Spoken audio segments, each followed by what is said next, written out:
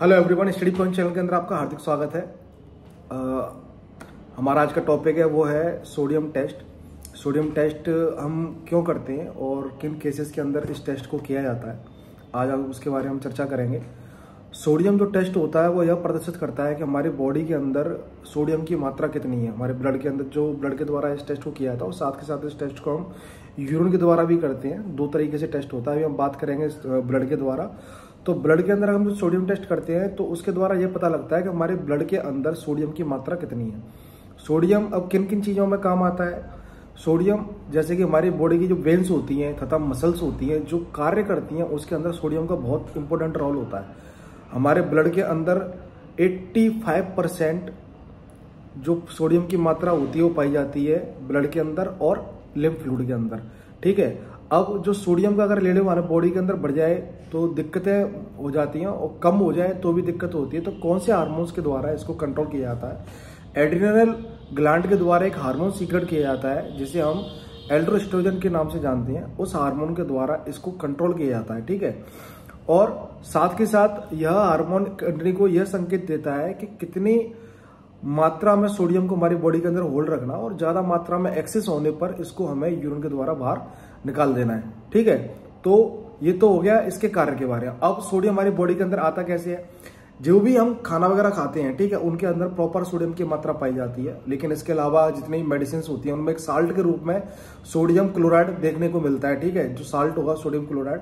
उसके अलावा जैसे कि बेकिंग सोडा वगैरह यूज होते हैं, उसके अंदर सोडियम बाइकार्बोनेट यूज होता है। तो इस आधार पे हमारी बॉडी के अंदर इनको हम कंज्यूम करते हैं। अब किन कारणों की वजह से इस टेस्ट को कराया जाता है? इस टेस्ट को कराने का रीजन ये होता है कि यह देखा जाता है कि हमारी बॉडी के अंदर जो वाटर एंड जो क्रिएटिनिन मिनरल होते हैं उनकी मिक्सिबिलिटी कितनी है। ठीक है, सही तरह से है कि नहीं है। दूसरा, हमारी बॉडी के अंदर सोडियम का लेवल है वो किस तरीके से कम है या ज्यादा है वो देखने के लिए किया जाता है। तीसरा, अगर किसी पेशेंट को एड्रिनल ग्लैंड या किडनी के अंदर किसी प्रकार की डिसीज है या डैमेज है, उन कंडीशनों के अंदर इस टेस्ट को देखने के लिए कराया जाता है और यह देखा जाता है कि इनके अगर ट्रीटमेंट चल रहा हो तो कितना फायदा है या नहीं है। अब इस टेस्ट को कराने से पहले क्या प्रिकॉशन होते हैं?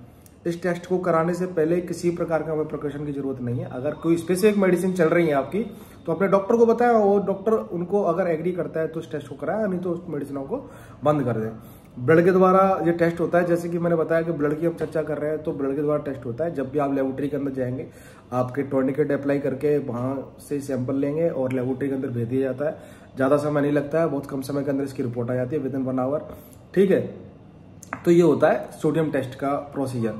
अब किन कंडीशनों के अंदर ज्यादा बढ़ सकता है, कम हो सकता है? जिन पेशेंटों को डिहाइड्रेशन है, ठीक है, ज्यादा मात्रा में दस्त हो रहे हैं या उल्टियां हो रही हैं, ठीक है, किडनी डिसीज है या फिर हार्ट फेलियर पेशेंट हैं, ठीक है, इन कंडीशनों के अंदर क्या होता है, एड्रिनल ग्लैंड में किसी प्रकार की दिक्कत आ रही है तो इन कंडीशनों के अंदर क्या है कि जो रिजल्ट है हमारा वेरिएट कर सकता है, कम या ज्यादा हो सकता है। ठीक है, तो ये चीजों का थोड़ा ध्यान रखें।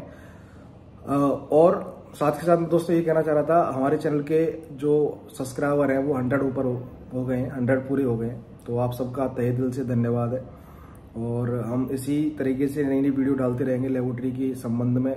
आगे चल के हम इसको कन्वर्ट करेंगे और साथ के साथ ये भी कोशिश करेंगे कि रेडियोलॉजी के जो एक्सरे वगैरह होते हैं, रेडियोलॉजी के जो भी थोड़े बहुत टॉपिक होते हैं उनको भी अपन कंसल्ट करें। तो आज की वीडियो थी सोडियम के बारे में। अगर आपको मेरी वीडियो अच्छी लगी तो मेरे चैनल को लाइक करें, शेयर करें, सब्सक्राइब करें। आपका दिन शुभ हो। Thank you.